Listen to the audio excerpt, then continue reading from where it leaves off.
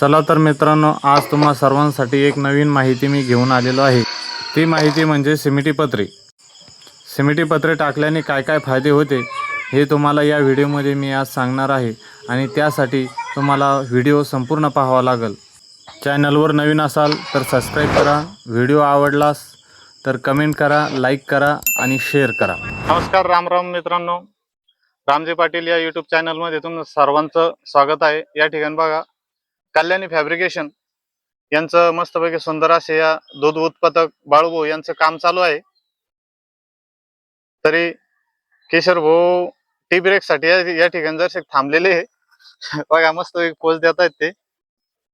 Cement seat म्हणजे roofing पत्रा आणि या बाजूला बघा पूर्ण हे 24 पत्र्यांचं सीड आहे।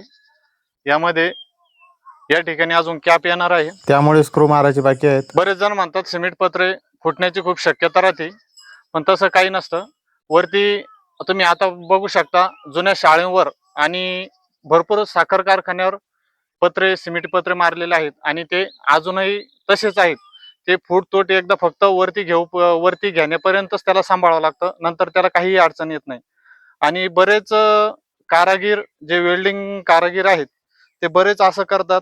या ठिकाणी आता कॅप बसणार आहे, या ठिकाणी ते अगोदर पत्र्याला पण स्क्रू मारून देतात आणि परत कॅपला वेगळी स्क्रू मारतात, म्हणजे ज्यांचं पण शेड आहे त्यांचा खर्च जास्त वाढला जातो। आणि बरेच शक्यतो तरी बऱ्याच कारागिरांना सिमेंटी पत्र्याला स्क्रू मारायला जमतच नाही, म्हणजे ते जीवावर करतात, शक्यतो जीवावर करतात। कारण की पहिली गोष्ट, पत्र्याचं वजन जास्त असतं आणि फुटतुटीला सांभाळावं लागतं।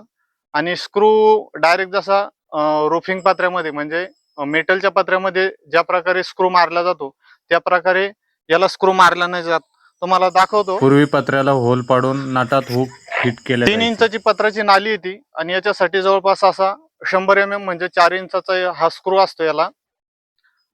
याला मोठं रबर पण येत असतं, पण ते रबर अवेलेबल नसल्यामुळं छोट्या रबरवरच आपण काम चालवतोय। पण तरी हे बघा, हे स्क्रू मारलेले, त्याला काही अडचण नाहीये। आणि आता तुम्हाला खालची बाजू पण मी दाखवतो, तर कशा प्रकारे आम्ही खालचे काम केले आहे ते तुम्ही पाहू शकता। ज्याचे तुम्ही वाट पाहत आहात ते म्हणजे सिमेंटी पत्र्याचे काय फायदे आहे ते आता तुम्हाला मी सांगत आहे। पहिली गोष्ट म्हणजे लोखंडी पत्र्यासारखे सिमेंटी पत्रे जे आहेत ते गंजत नाही आणि पावसाळ्यामध्ये त्याचा पावसाचा आवाजसुद्धा येत नाही। आणि महत्त्वाचं मेन म्हणजे ते पत्रे तापत नाही। तर ते तापत नसल्यामुळं गाईढोरांसाठी, परत कुक्कुटपालनसाठी आणि काही जण जे तुतीचं शेड करतात त्यांच्यासाठी हे सिमेंटी पत्रे खूप फायद्याचे आहेत। आणि सर्वसामान्य माणसासाठी, शेतकऱ्यांसाठी याची किंमतही म्हणजे जवळपास 12 फुटी पत्तर हे 800 रुपयाला एक पत्तर येतं। रुंदीला ते 3.5 फूट असतं। तरी तुम्हाला ही व्हिडिओ आवडली असेल तर लाईक नका करू, पण ज्यांना पण शेड बनवायचं आहे तुमच्या मित्राला, नातेवाईकांना, कोणाही, ही त्यांच्यापर्यंत ही व्हिडिओ नक्कीच पाठवा। धन्यवाद मित्रांनो।